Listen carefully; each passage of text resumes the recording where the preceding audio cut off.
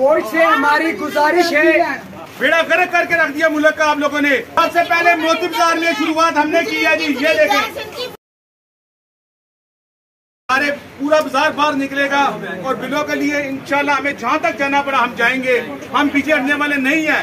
लोग खुदकशियां कर रहे हैं, लोगों का खाना पीना हराम हो गया है। बेड़ा गर्क करके रख दिया मुल्क का आप लोगों ने। ये क्या हाल हो रहा है? ये देखें, ये बिल हम जला रहे हैं, ये हम जला रहे हैं। ये देखें, हम जला रहे हैं। हम डरने वाले नहीं है, न बिकने वाले हैं, ना झुकने वाले हैं, न बिकने वाले, न डरने वाले हैं।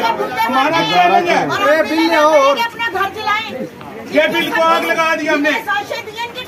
सबसे पहले मोती बाजार में शुरुआत हमने की है जी। ये देखें, ये बिल जला दिया हमने।